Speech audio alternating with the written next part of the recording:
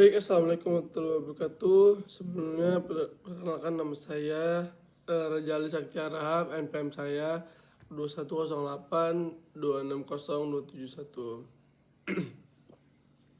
Sini saya akan menjelaskan tentang basic endokrin, yaitu metabolisme tubuh. Yang pertama, proses metabolisme protein. Metabolisme protein juga terjadi dalam dua fase, yaitu anabolisme dan katabolisme. Jadi anabolisme ini adalah proses perubahan asam amino menjadi protein. Katabolisme adalah proses pemecahan protein menjadi asam amino. Yang pertama, ketika makanan masuk ke dalam perut, enzim pepsin ini akan memutuskan ikatan peptida pada sisi NH2 dari asam amino aromatik, asam amino hidrofobik sama dan dirkarboksilat untuk mencerna protein. Karena proses ini membutuhkan pH yang ideal, pemutusan ikatan peptida ini hanya dapat terjadi di lambung yang memiliki lingkungan asam. Enzim yang dapat memutuskan ikatan protein tidak dapat berfungsi setelah makanan mencapai usus besar karena tingginya pH. Yang kedua, metabolisme protein kemudian berlanjut di usus halus. Yang ini saat pankreas mensekresi tripsin, kemotripsin, dan karbopeptisida. Protase, gasta, dan pankreas ini kemudian memecah lagi gugus protein menjadi peptida rantai sedang dan kecil. Tubuh tidak akan menyimpan sisa asam amino yang berlebih. Sisa asam amino ini akan segera mengalami katabolisme dan diubah menjadi urea untuk menjadi bahan kimia amfibolik yang selanjutnya dikeluarkan dari tubuh melalui urin. Yang kedua, proses metabolisme lipid. Lipid yang penting dalam lipoprotein. Yang penting kehidupan adalah lemak-lemak netral endotel kapiler yang memecah trigliserida, fosfolipid atau senyawa. Trigliserida ini yang ada dalam darah sejenis dan sterol. Trigliserida terjadi menjadi asam lemak dan gliserol. Dan dari tiga asam lemak yang berikatan akan disusun kembali menjadi lemak dengan gliserol. Proses metabolisme lipid. Trigliserida itu dapat disintesis dari asam lemak.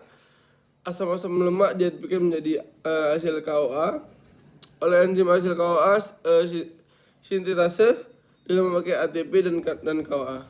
Dua molekul ini asil CoA bergabung dengan gliserol 3 fosfat untuk membentuk 1,2 diasil gliserol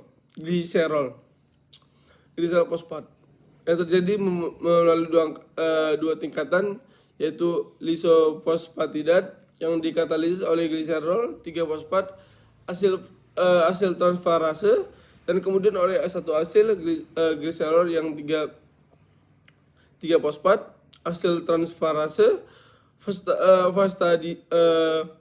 fosfatidat dikonversi oleh fosfahidrolase menjadi 1,2 asil gliserol.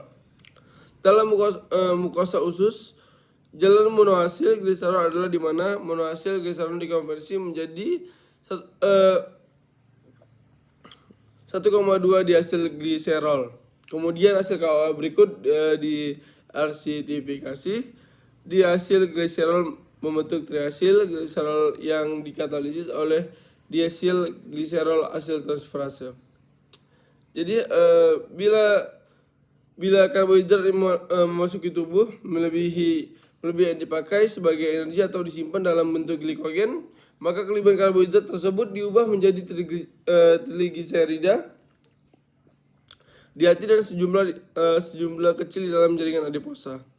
Yang ketiga itu ada proses metabolisme karbohidrat.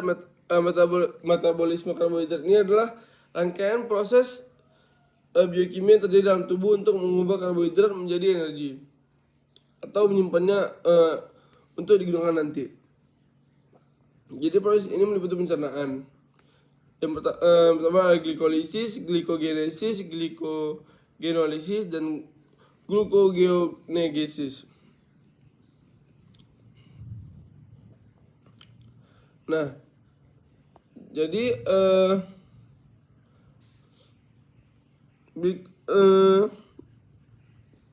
pencernaan yang pertama itu ada pencernaan dan penyerapan. Karbohidrat dalam makanan seperti pati dan gula dipecah menjadi monosakarida. Monosakarida ini kemudian diserap oleh sel-sel usus halus dan masuk ke dalam darah. Yang kedua ada glikolisis. Setelah diserap, glukosa masuk ke dalam sel dan mengalami glikolisis. Yang ketiga ada siklus Krebs. Pirufat yang dihasilkan dari glikolisis memasuki mitokondria dan diubah menjadi asetil-CoA. Yang keempat ada rantai transport dan NADA dan FADA.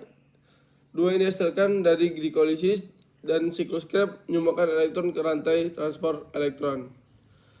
Yang kelima ada glikogenesis. Itu memiliki kelebihan glukosa, sebagian akan disimpan dalam bentuk glikogen di hati dan di otot. Glikogenolysis, ketika tubuh membutuhkan energi tambahan, glikogen akan memecah kembali menjadi glukosa melalui proses glikogenolysis. Ini yang ketujuh itu ada gluconeogenesis. Jadi saat cadangan glikogen itu habis dan kemudian energi tetap ada, tubuh dapat mensintesis glukosa dari sumber non-karbohidrat seperti asam amino dan gliserol menjadi gluconeogenesis. Jadi organ terlibat dalam proses metabolisme protein ini, organ utama yang terlibat dalam metabolisme protein adalah hati dan ginjal. Jadi lambung dan usus halus juga berperan dalam tahap metabolisme protein. Itu misalnya ada hati, ada ginjal, ada lambung, ada usus halus. Terus itu usus halus. Terus yang ini ada metabolisme saat olahraga dan puasa. Saat olahraga tubuh menggunakan energi untuk mendukung aktivitas, utamanya dari glukosa dan lemak. Saat puasa, tubuh menghemat energi dan menggunakan cadangan lemak dan keton untuk bertahan hidup. Nah,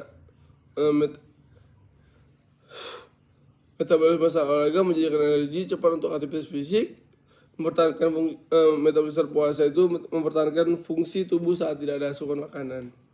Sumber energinya itu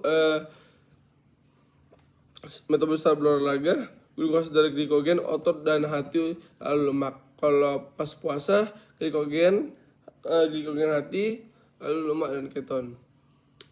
Proses metaboliknya glikolisis, beta oksidasi, siklus Krebs. Saat puasa glikogenolisis, gluconeogenesis, ketogenesis. Energinya untuk menggunakan energi untuk kontraksi. Otak dan organ vital tetap diberi energi minimal. Hormon yang berperan itu adrenalin, norepinefrin, penurunan insulin. Kalau pas puasa, glukagon, kortisol, penurunan insulin. Durasi responnya ini efek langsung saat aktivitas fisik berlangsung. Kalau pas puasa bertahap tergantung lama puasa. Efek pada lemak ini jika terbakar jika olahraga di atas 20 menit atau intensitas ringan. Kalau puasa, lemak tubuh menjadi sumber utama energi.